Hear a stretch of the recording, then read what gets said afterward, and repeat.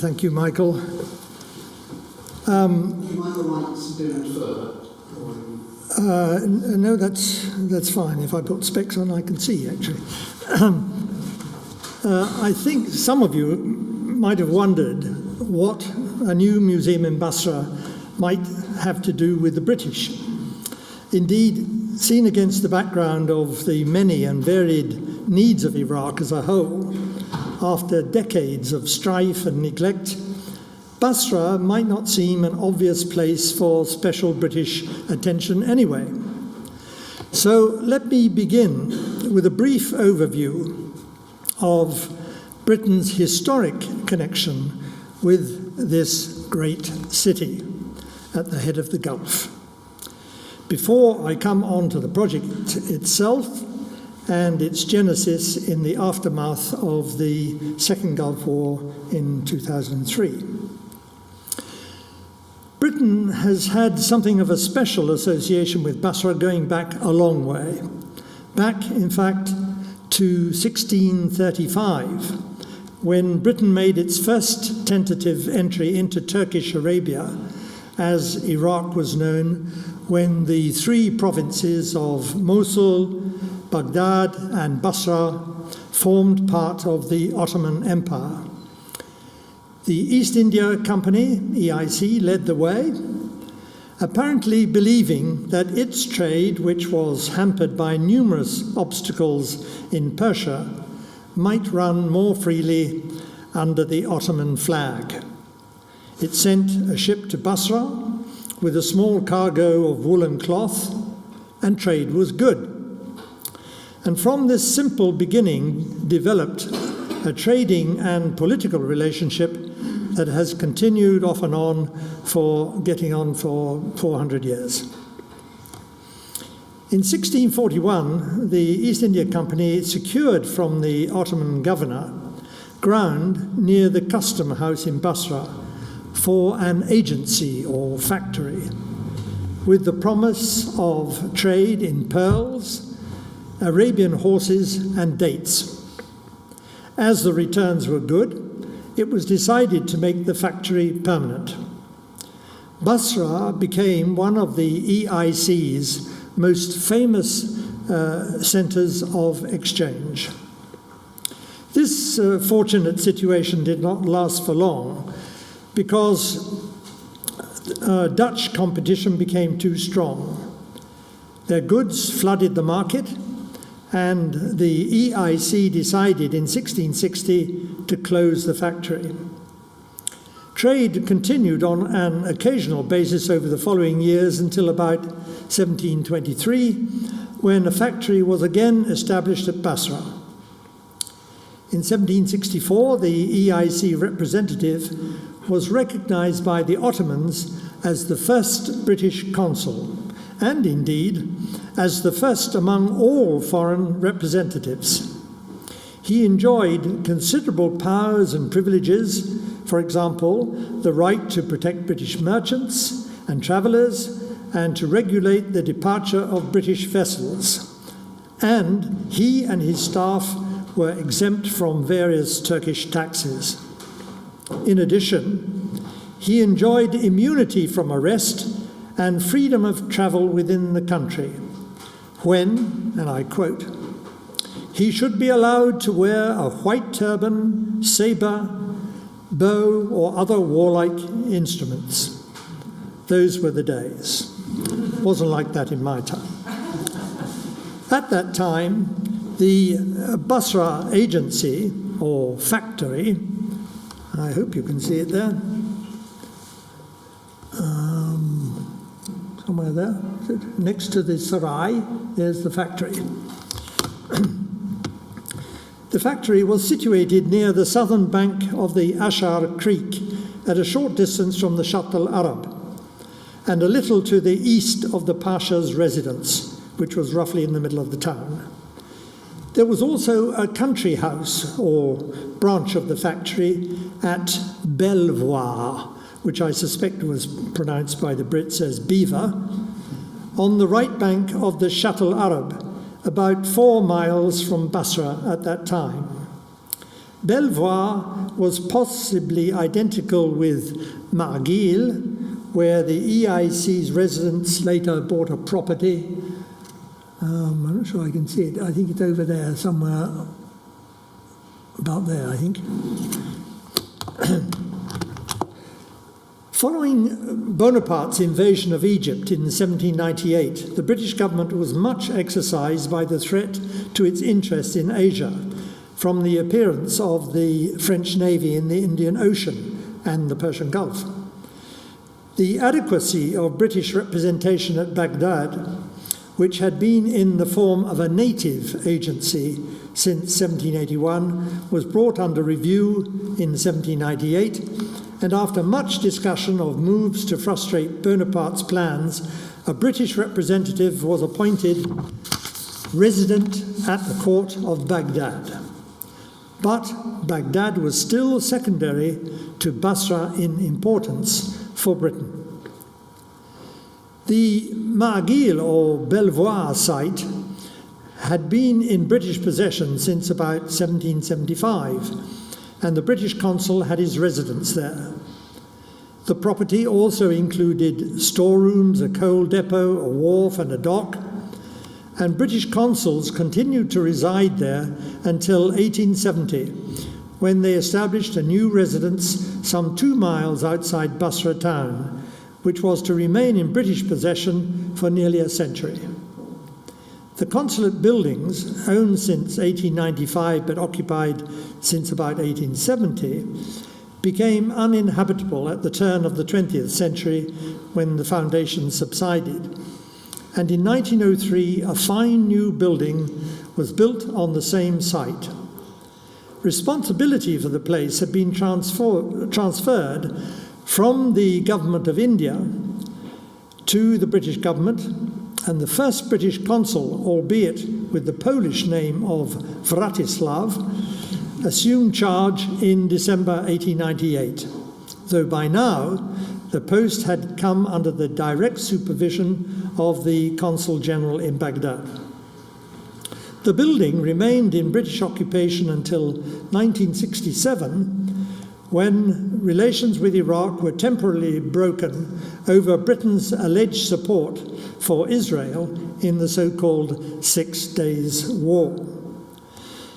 The Consulate General was reopened in 1968 and functioned until 1971, when relations were broken off again for Britain's perceived failure to prevent Iranian occupation of the Tunb Islands belonging to the newly formed United Arab Emirates. It remained closed thereafter for economic reasons. The building suffered damage from Iranian shelling in February-March 1986, and it suffered further depredation and looting in the aftermath of the occupation of Basrah by British forces and the collapse of the Ba'athist regime in April 2003. It is now, as you see, in a sorry state. The special connection between Britain and Basrah had, however, been further strengthened in 2 world wars. When war was declared on Turkey on the 6th of November 1914, a British Indian advance guard was landed at Fao to move up the Shatt al-Arab to protect the refinery at Abadan on neutral Persian territory. The main expeditionary force followed and occupied Basrah. There was then none of the looting and pillaging of the kind that marred the return of British forces in 2003, because special police units had been prepared in India and dispatched to Basrah to maintain law and order in the town as the expeditionary force continued the campaign to drive the Turks out of the Basrah region. The consequences for not following that precedent in 2003 proved to be extremely damaging to Britain's image in southern Iraq. The situation in Iraq at the beginning of the Second World War was complicated. The war in Europe was going badly for the Allies. the Axis powers were making open blandishments to Iraq, and there was uncertainty in the country generally about whose side Iraq was on. The British government, alarmed at these developments, decided to secure Basrah and as much as possible of Iraq's other centres and means of communication.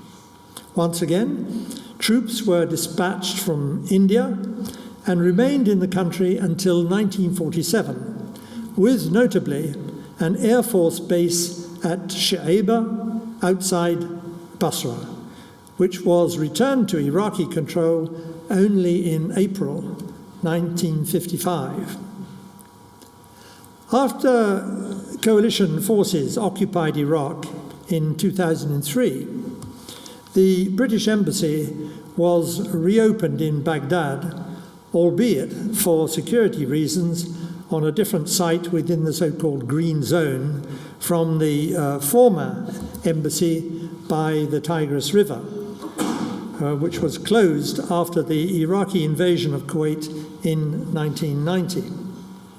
At the same time, the Consulate General was reopened in Basrah for the first time since 1971, albeit for security reasons also in a different location.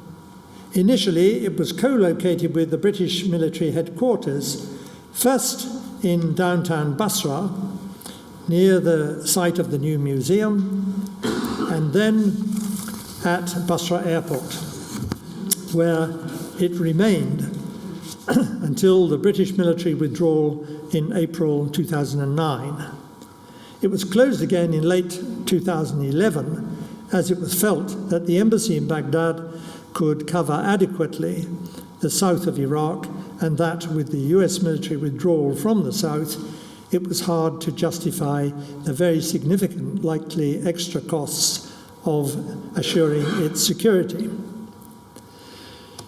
The British forces in the coalition had primary responsibility for securing the Basrah region, and for a while had made use of one of former President Saddam Hussein's palaces, known as the Lakeside Palace, on the outskirts of Basrah on the Shatt al-Arab.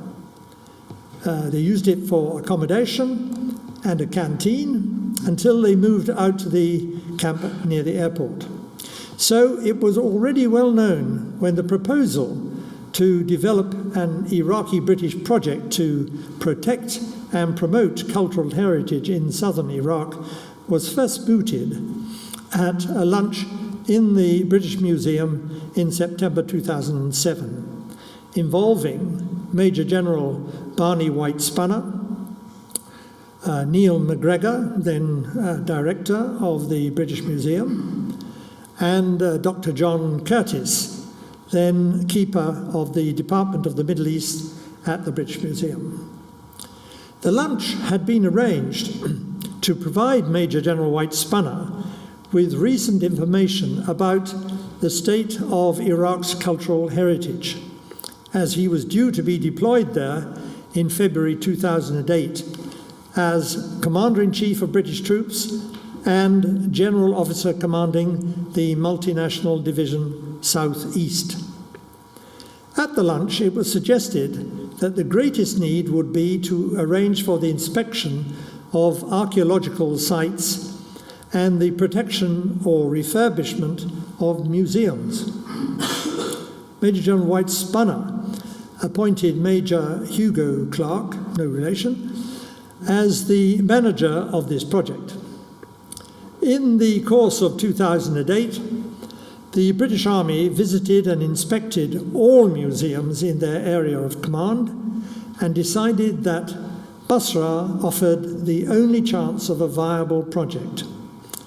If the Lakeside Palace were converted into a new museum as part of the British legacy to Basrah.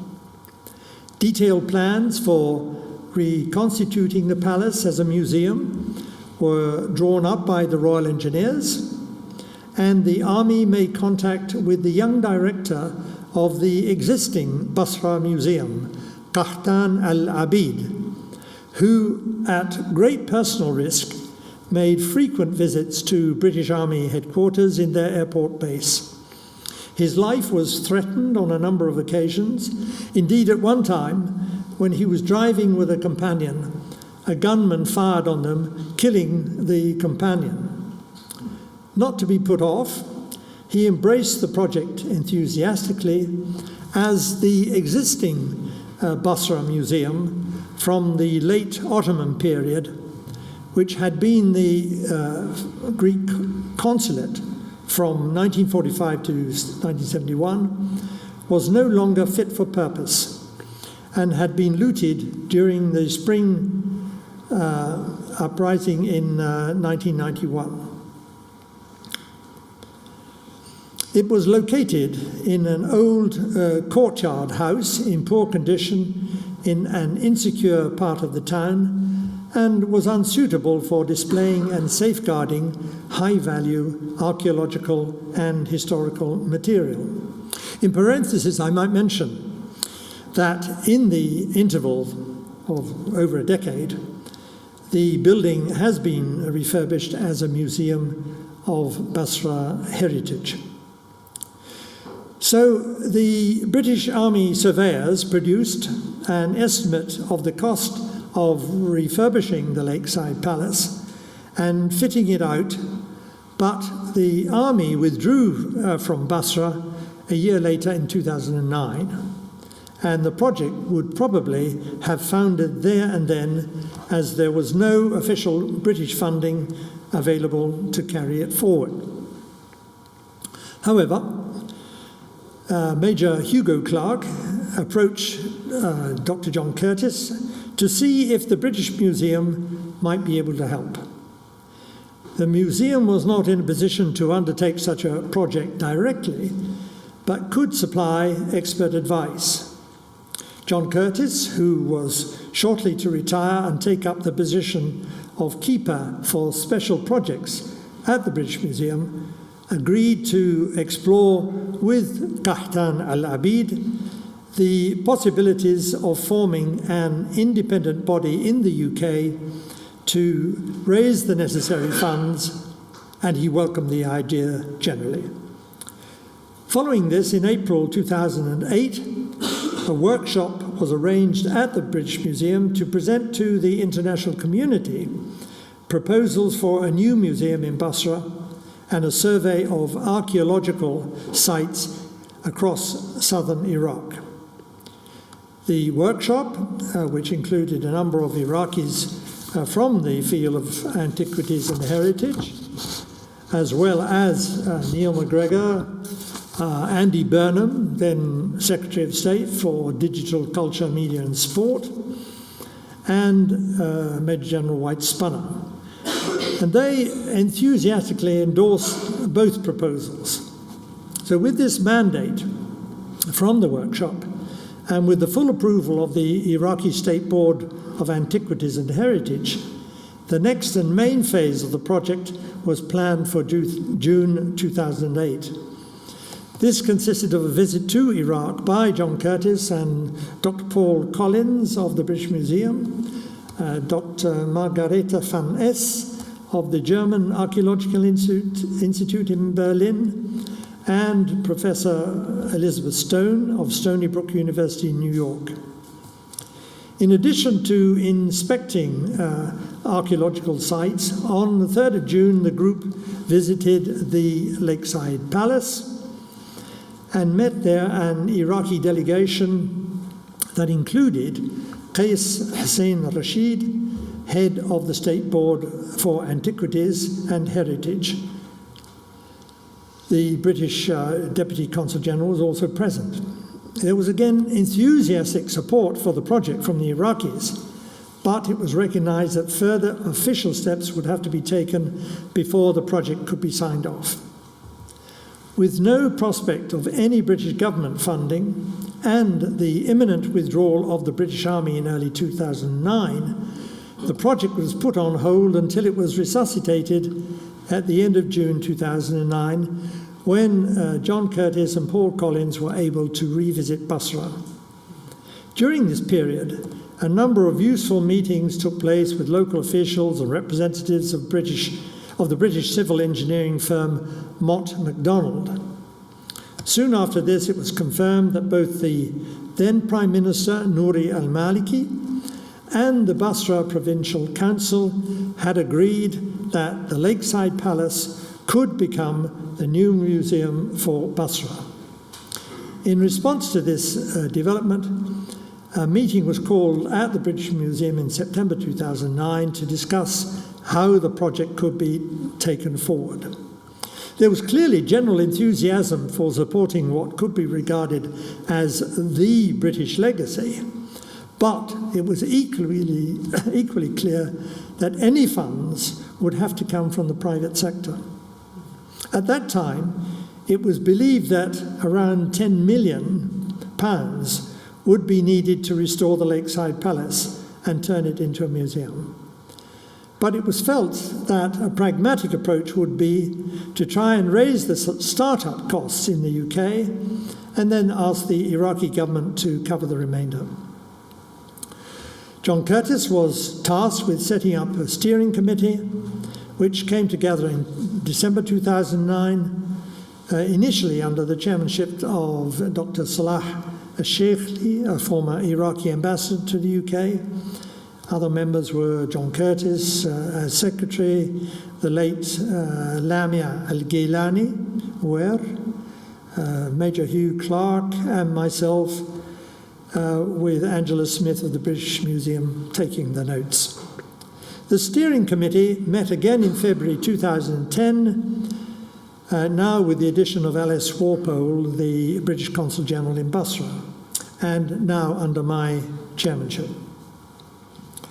With a generous grant from the Department of Digital, Culture, Media and Sport, I paid a scoping visit to Basra at the end of April 2010 with John Curtis and Lamia al-Gailani.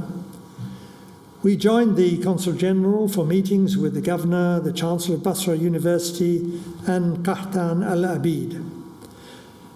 John Curtis and I were very impressed with the building, which was beautifully decorated in the Moorish style with ornate carved woodwork and painted stucco, and it appeared in reasonably good condition, though we were a tad concerned about some of the debris on the roof, which included what appeared to be an unexploded mortar shell. Dr. Curtis considered the configuration of the building eminently suitable for a museum. Further, the palace had not been looted during the Second Gulf War. The only drawback, what we noted, was the extensive presence of Saddam Hussein's monogram. I hope you can make out the Saad hat in the decorative scheme. But it was agreed that these were part of the history of the site and should not be removed. The team also met representatives of Mott MacDonald, who kindly offered to make pro bono a new detailed survey of the building and an analysis of costs. Their new cost estimate was significantly lower at almost $3 million, including display cases.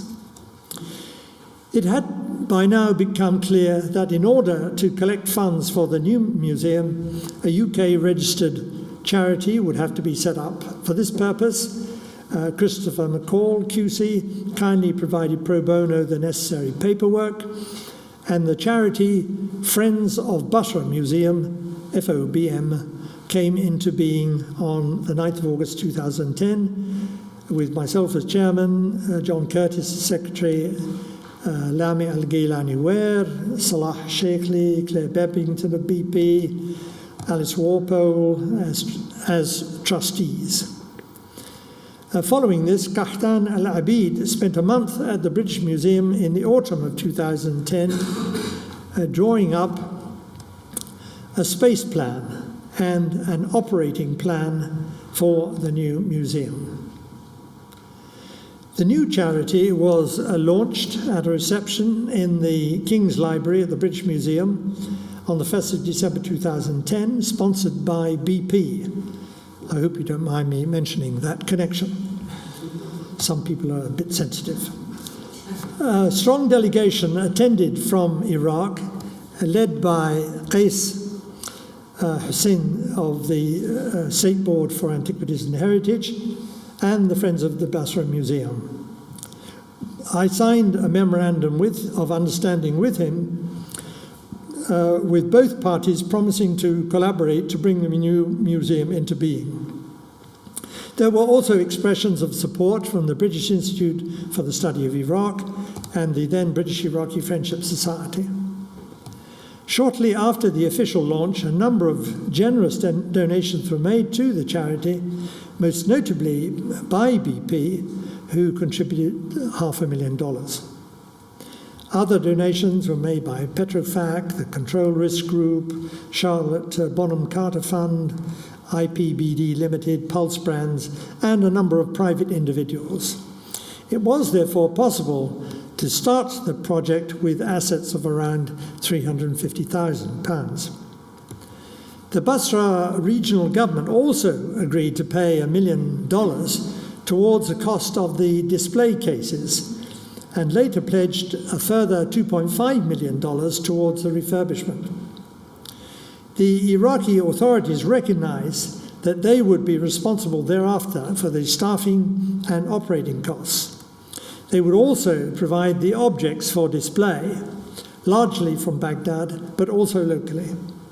So the board felt that the project could go ahead. However, further progress was then thwarted by the unexpected news that the Basrah Investment Council had moved in and occupied the Lakeside Palace and could not move out again, actually for about a year.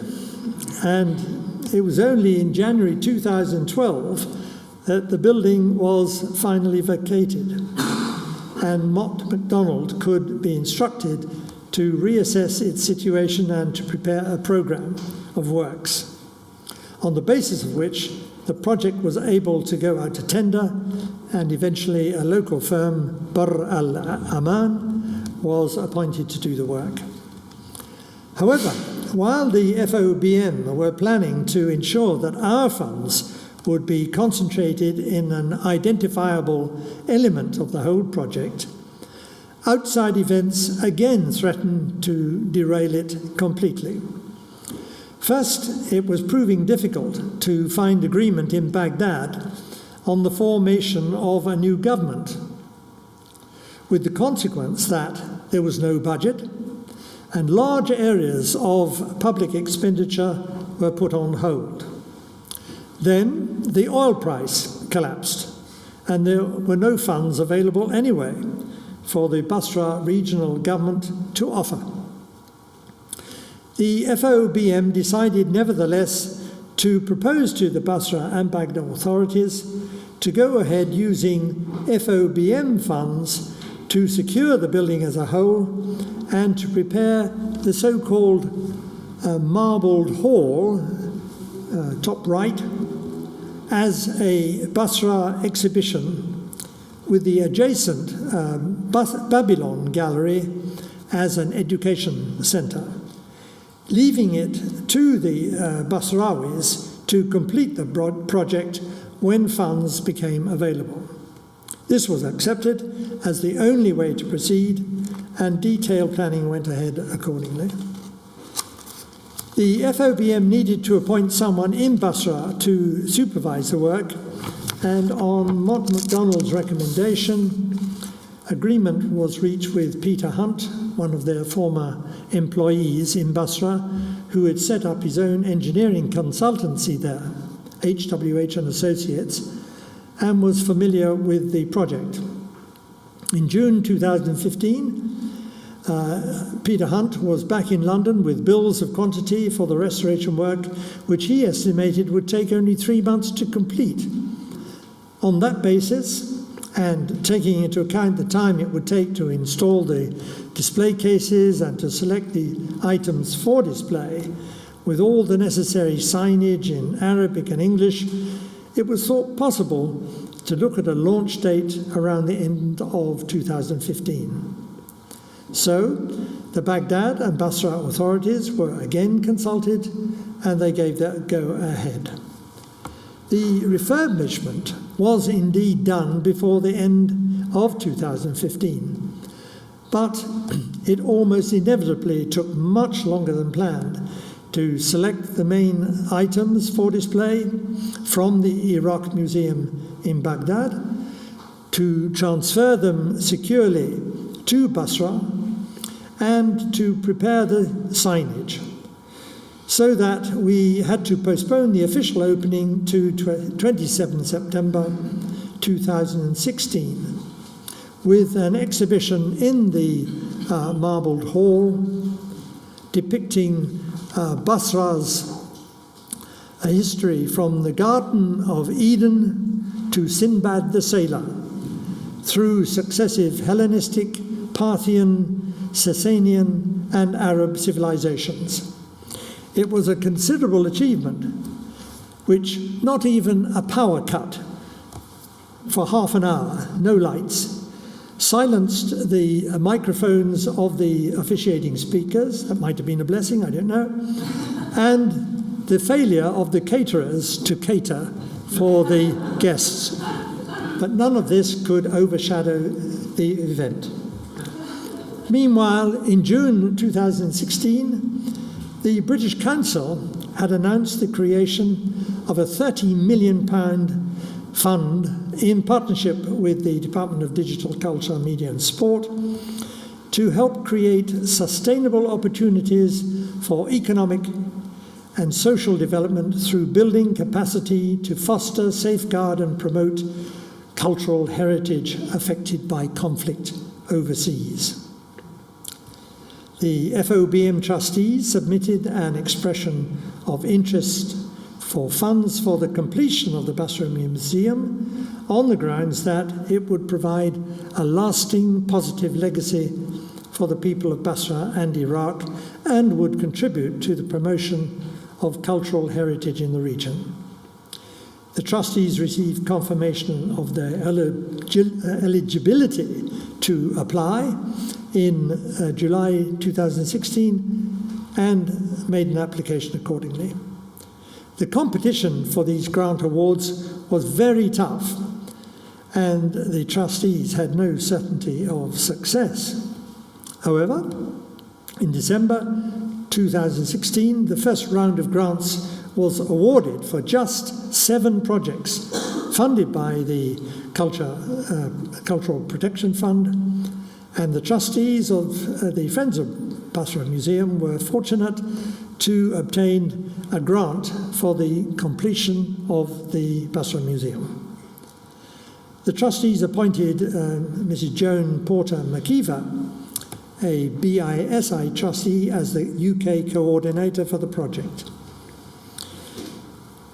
The trustees also appointed new trustees to be involved with the project. There was Angela Grimshaw to be on treasurer, Hugo Clark, who had now left the army, and Ian McGregor of BP.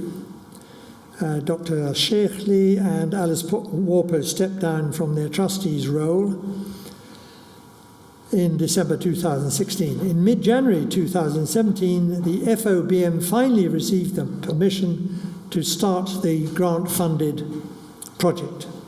About half the grant was to be dedicated to the acquisition of 54 display cases for the remaining 3 galleries.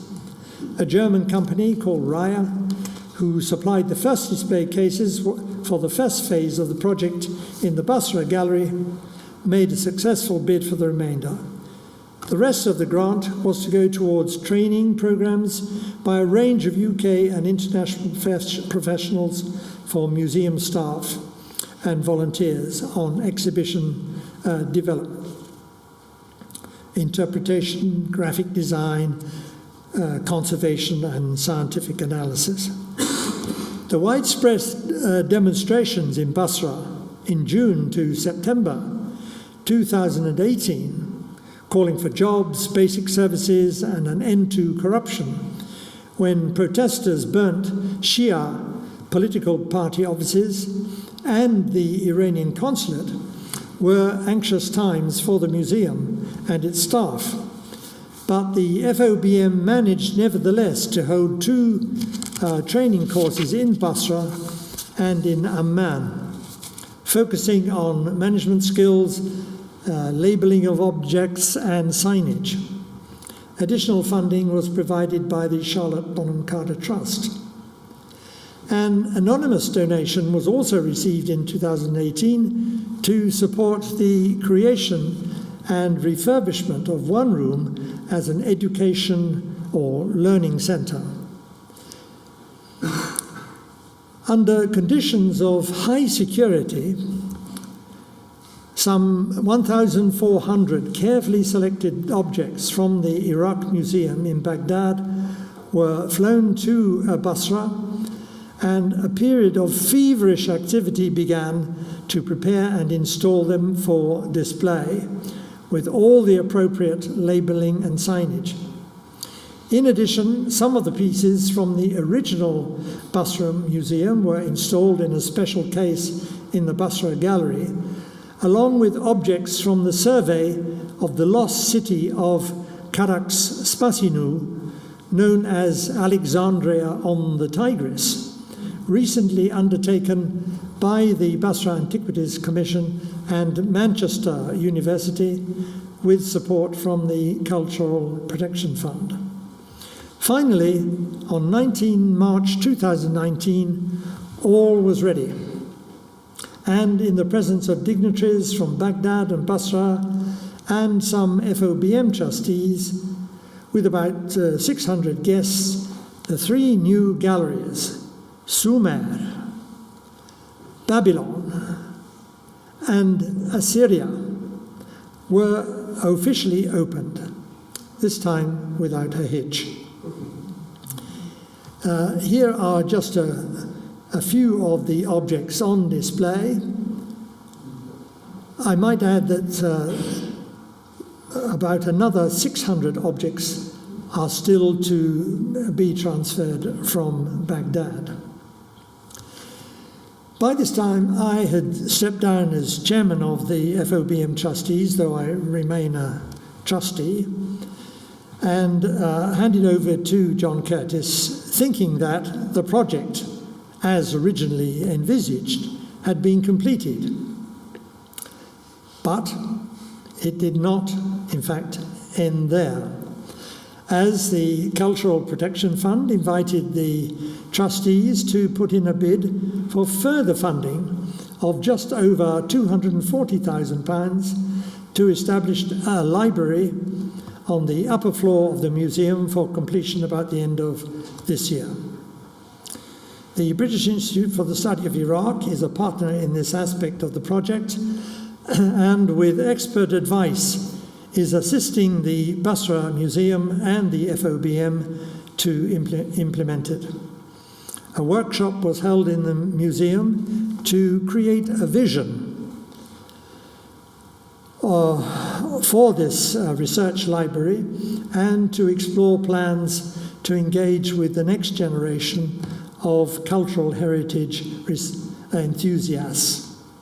Work has proceeded quickly and smoothly, and the library was completed only last week. It will eventually include the books gifted from the former British School of Archaeology in Iraq's library in Baghdad, which have been in storage at the British Embassy since 1990 and are due to be transferred imminently. And that is not all. The FOBM have been invited by the Cultural Protection Fund to bid for yet more funds, broadly for further training of museum staff and developing the resources of the library and education centre. So the caravan rolls on.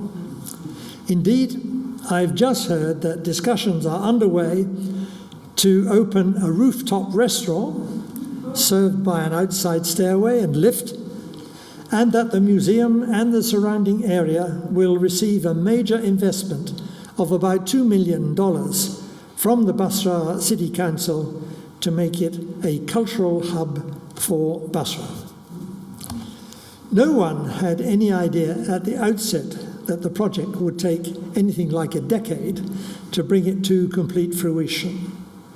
But in the end, we have achieved a much-needed resource for southern Iraq, which, in the fullness of time, will set a new standard for the whole region.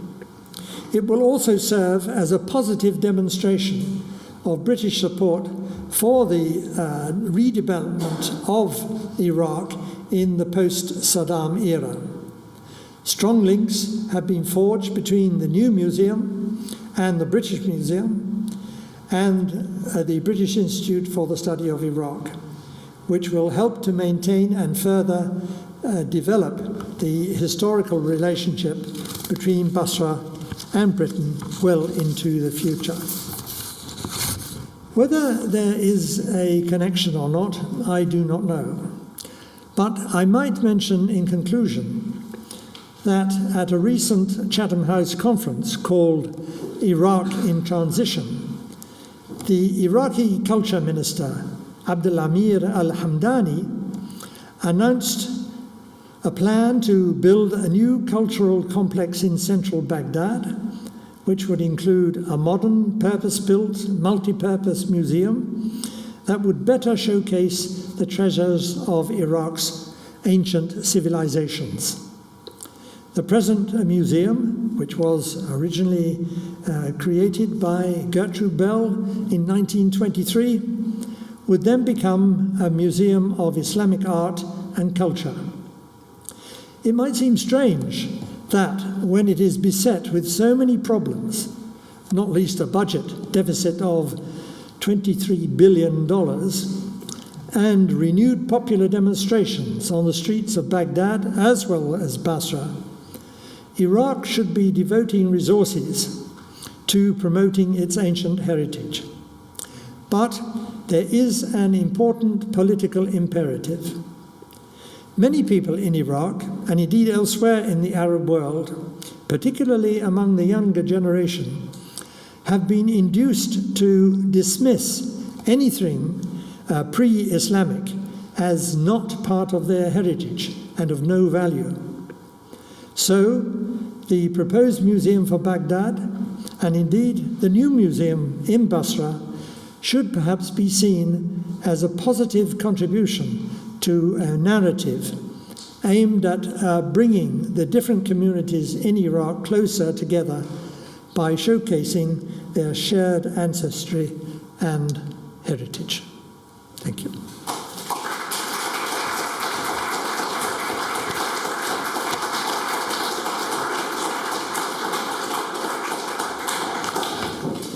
Thank you very much indeed, Terry.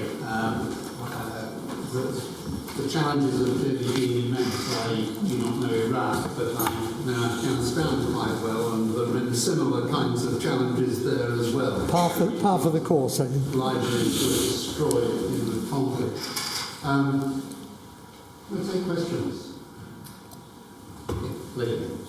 Thank you so much. That was very eye-opening, even though I've already spoken to you at length about it. Just seeing all those images was so rich, so thank you so much for that. I would just be interested to find out a little bit more about the new library and this relationship with, was it the British Archaeological Society? And yes, the British School of Archaeology in Iraq existed in Baghdad, and it was there that the Gertrude Bell, where she worked and indeed created the original library. This library, which I used during my time in Baghdad, was large, extensive, and in 1990, when the British embassy was obliged to leave Iraq, the library was put into trunks, cases, and was put into storage. I think for a while it was with the French embassy, but certainly for a long time now, the trunks and cases have been in the British Embassy in Baghdad. It was decided by the British Institute for the Study of Iraq, that, which took over the library from the British School of Archaeology, that these books should be donated to the library in the Basrah Museum. Is it easy to transport them? This has been the problem, how to get them from Baghdad to Basra. This problem, I think, has now been solved, and they should be on their way in about 2 weeks' time. And how many books are there? I can only say lots, and it would be quite a task to catalogue them and set them in the library to make them accessible. Thank you very much. I think the model that you've developed could be something that could be replicated elsewhere in Iraq. Perhaps in Amara and Nasiriyah, where there's a lot of need. And is there any discussion regarding that, any kind of ideas regarding that model? Because, as you know, Amara and Nasiriyah, particularly Nasiriyah, is very rich in cultural heritage. Indeed. Yes. Well, as I mentioned, when the British Army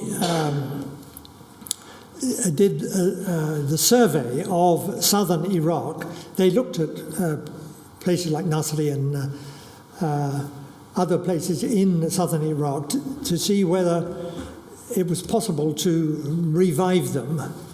But they concluded then that Basra represented the best possibility.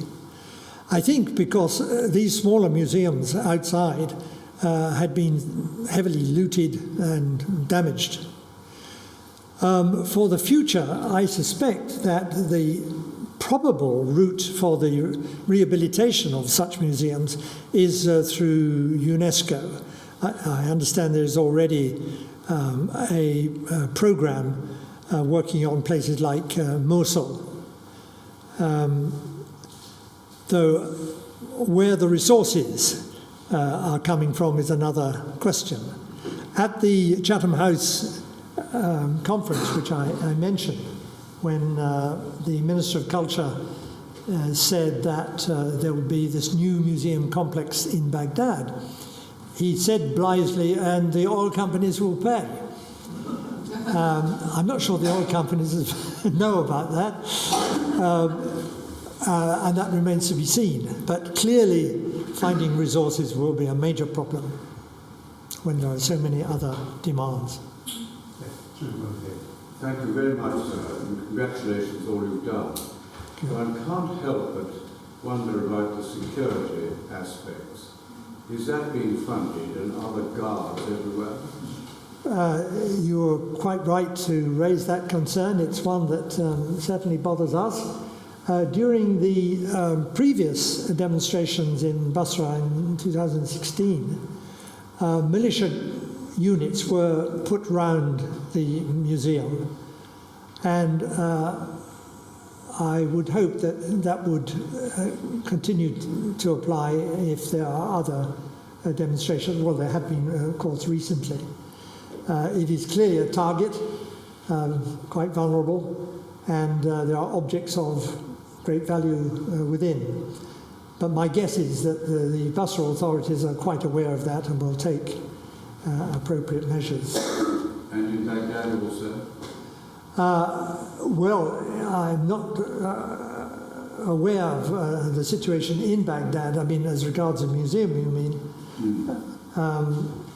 But again, I would guess yes. I mean, it's such a huge asset for the future of Iraq. I mean, eventually for tourism one day, then I'm sure that they will look after it.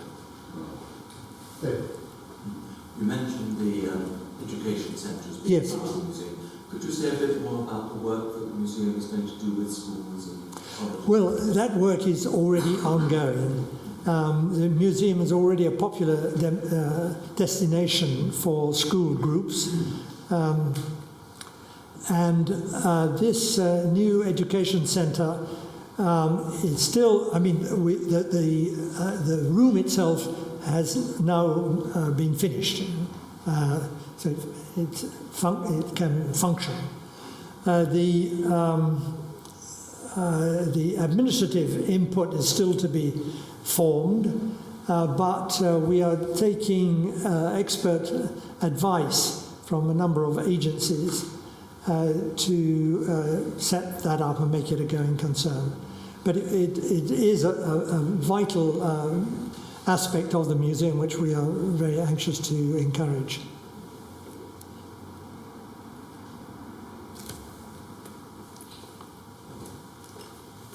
Any other questions?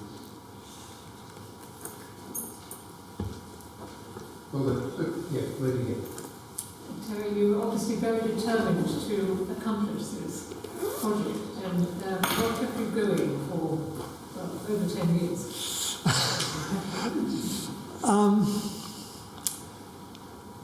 I suppose, well, first of all, a great affection for Iraq.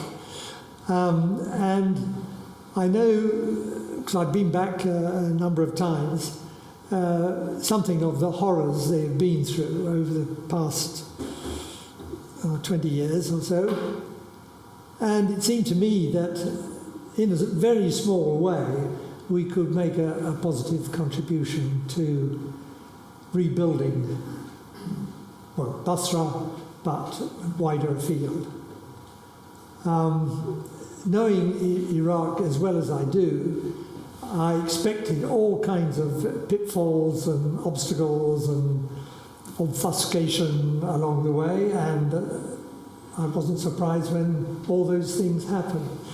But Iraqis are wonderful people, especially at doing things on the spur of the moment, on the hoof, and on the night everything always worked out all right. Thank you very much indeed. It was wonderful and very encouraging indeed. And I mean, it just it's worth perhaps my recalling something that the audience won't know, which is that the society is in various small ways finding itself contributing to certainly sort of similar sorts of projects in a number of places. We have one very assiduous Afghan researcher, Mr. Bahiri, who meets out on a regular basis, scouring our collections for things that used to exist in Kabul and no longer do, in order to copy them. We have a good deal of interest from a Qatari institute trying to develop a digital archive of Gulf architecture, drawing on our resources. So, I mean, your contribution has obviously been an extremely personal one, but the society is able to add things to this kind of activity across the regions it's dealt with, and that's a very useful thing for the organisation to be doing in this present time. Thank you very much indeed. Thank you.